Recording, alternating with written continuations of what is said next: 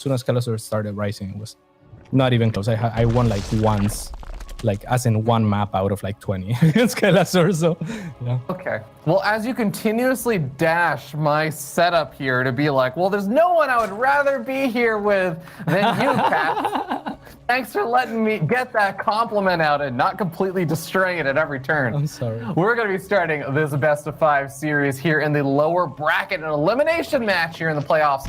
Down in the bottom right-hand side of the map, we have the red Zerg player. He goes by the wonderful name of Erik.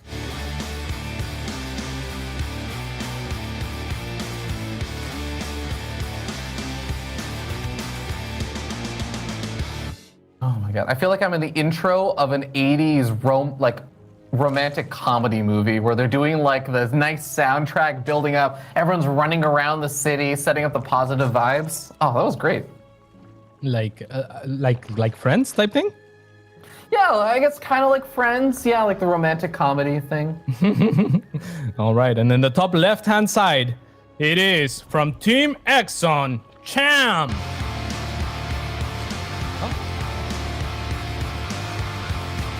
That's the same one, right? Well, it's different, right? That was very different. Oh, okay.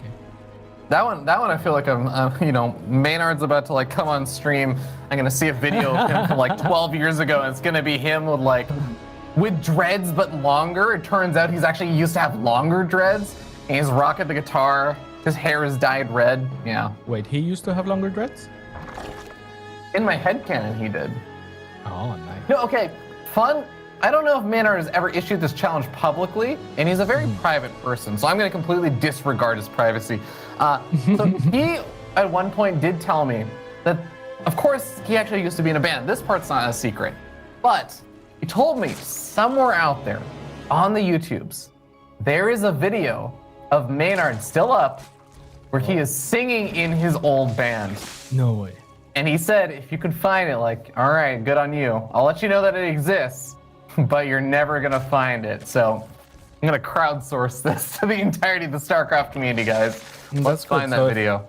Yeah, the way to do this is you don't give Maynard a heads up. You just ask him, wow, you were really in a band, like if you're Twitch chat. And then you try to get the name of his band out. Then by name of his band, I think we stand the best chance, right?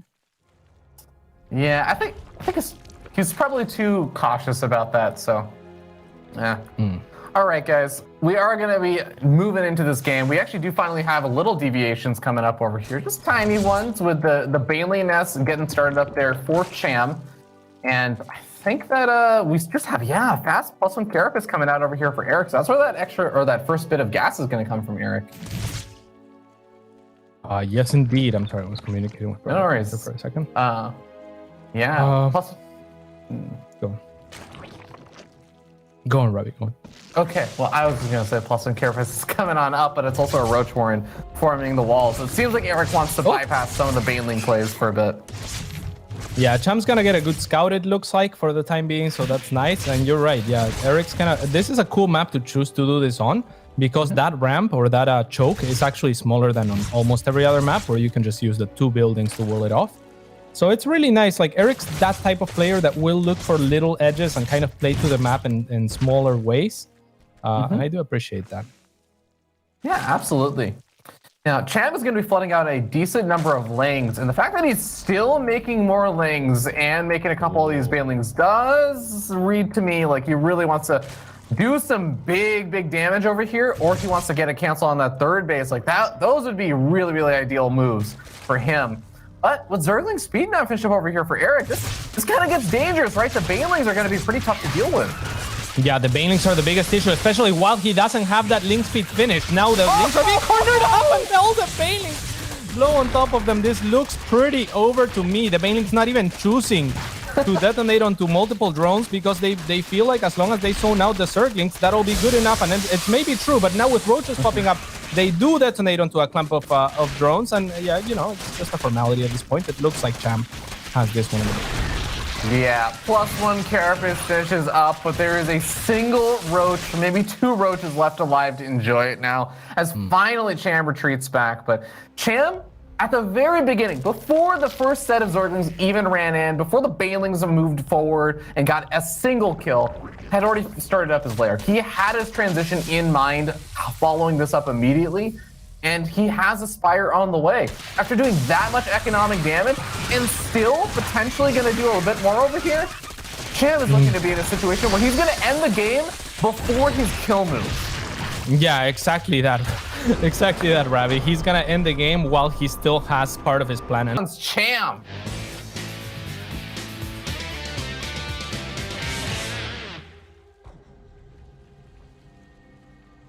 his opponent do Brazil. It is the red Zerg player, Erik.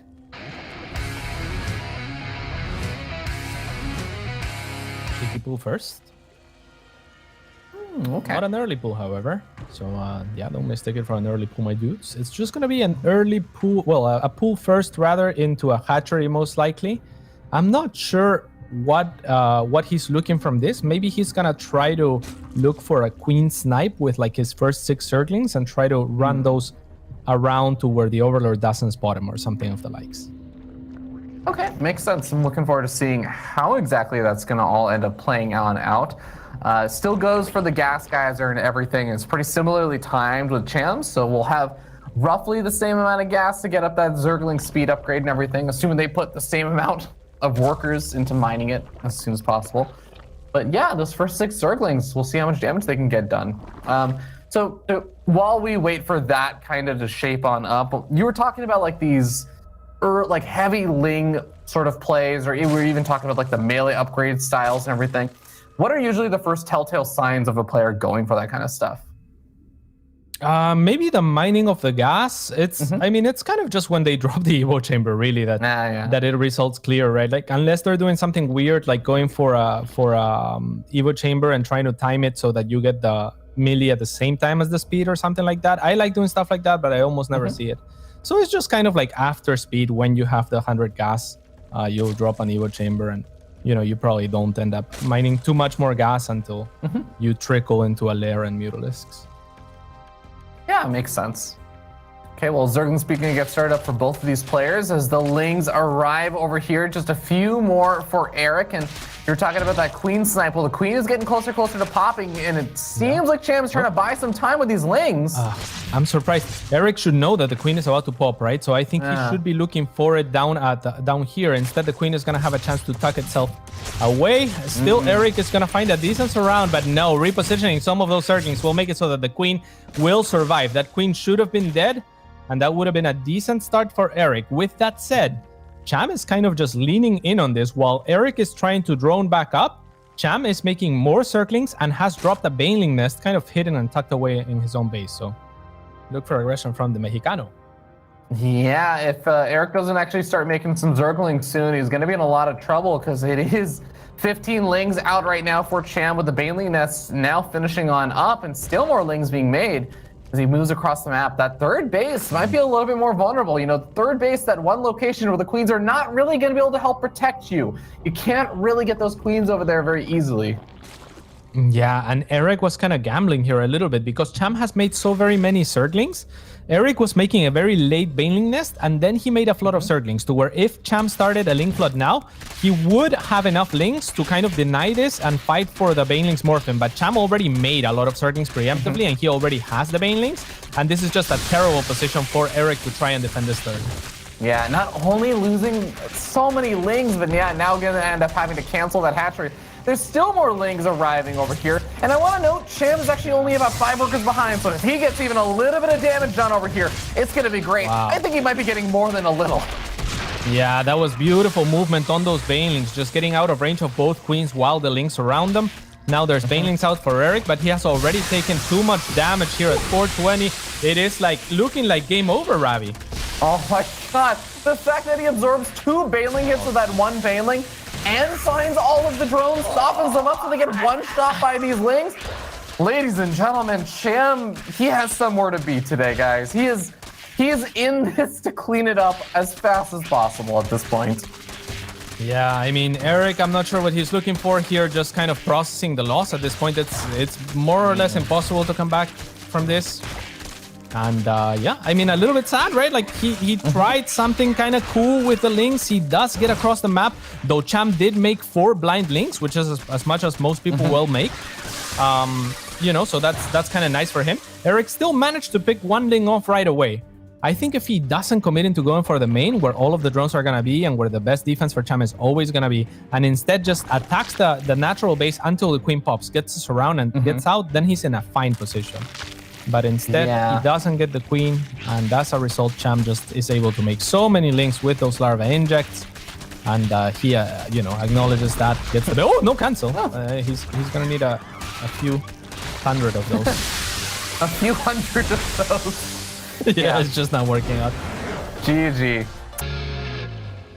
I do feel like this is such an unfortunate showcasing of Erik's like skill so far, because I actually think Erik is quite a good player. He really is one of those players that I'm like, you know what? I look at the Latin American scene and I think, okay, there's Special, Cham, and Kelazur. Who could break into that echelon of those 3 players, right? Who could break in to that those like top 3 standings? And Erik is actually the guy that I would look at and be like, I think he's capable of it. But man, I actually just feel like Cham is playing really, really well right now. So yeah, absolutely. Tough. I think he's definitely closest to breaking in. And again, he has had spotlight performances, right? Where you think, whoa, who's this kid? So he really just has to bring it more consistently. And yeah, sometimes CVC can look, you know, just kind of one-sided and can be very much on a knife's edge and just, you know, one baneling or just not having speed or a wall off. It can just kill you very easily. So Erik needs to tighten his game up a little bit, last until those later stages, and then shine with units like Lurkers and Vipers that I think that he's much more adept with than in this early game at the moment. Yeah, all right. Well, Jettinson do manage to get a clean up there to save that third. The mutas are going to kill all of the roaches, and Cham should just have complete control of the map in this game.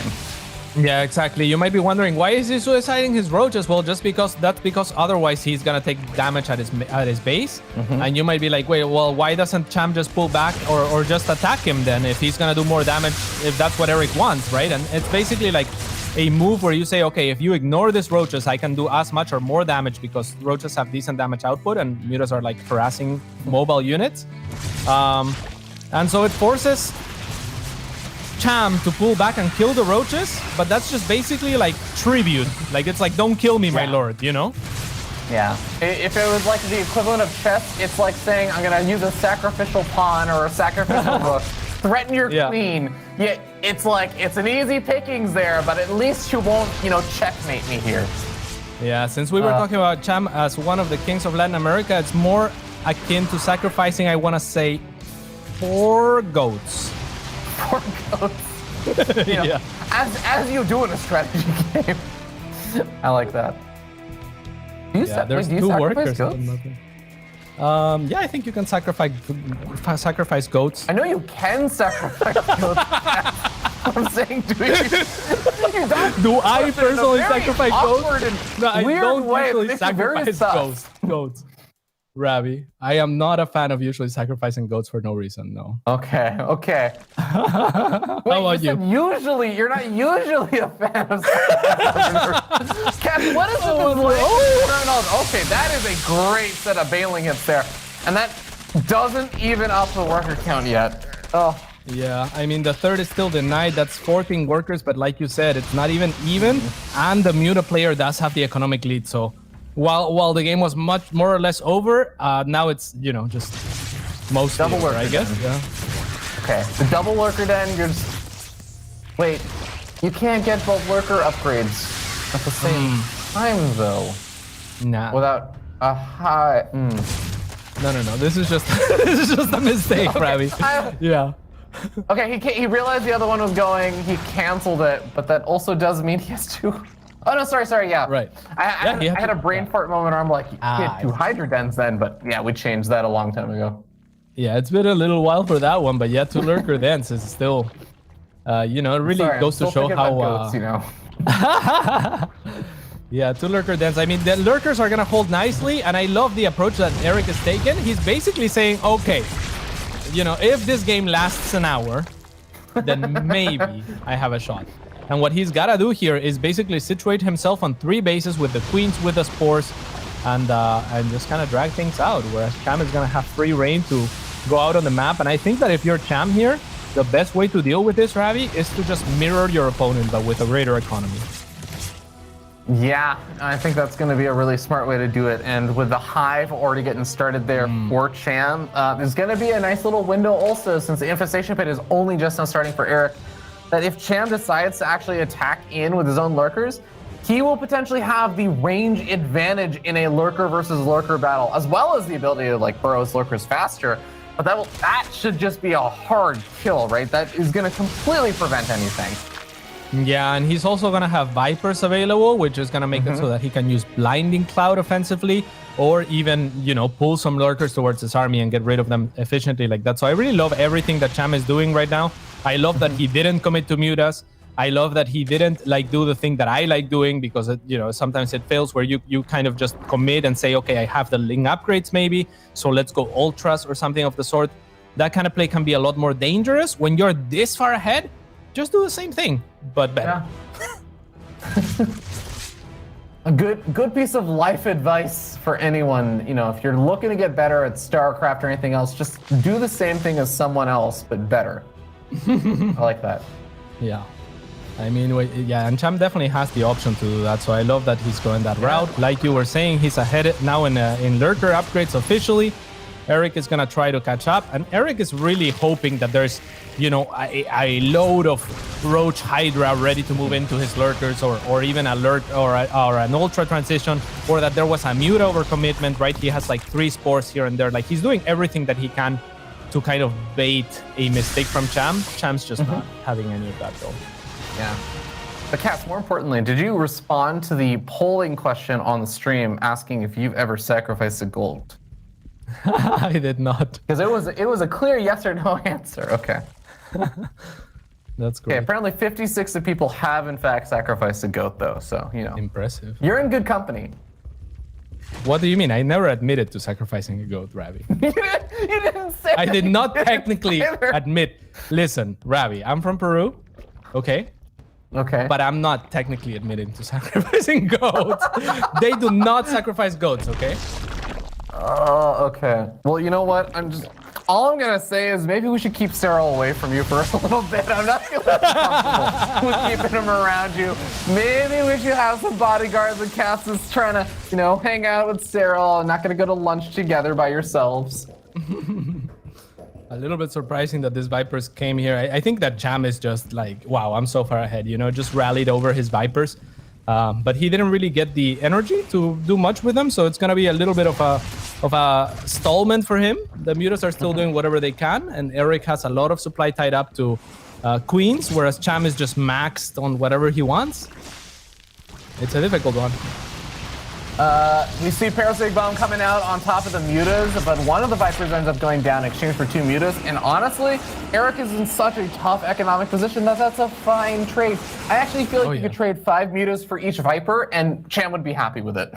Oh, he would be. Yeah, he would be elated. It's just such a good. Any trade is a good trade right now. I mean, he's 2 bases up, not to mention maxed out. So.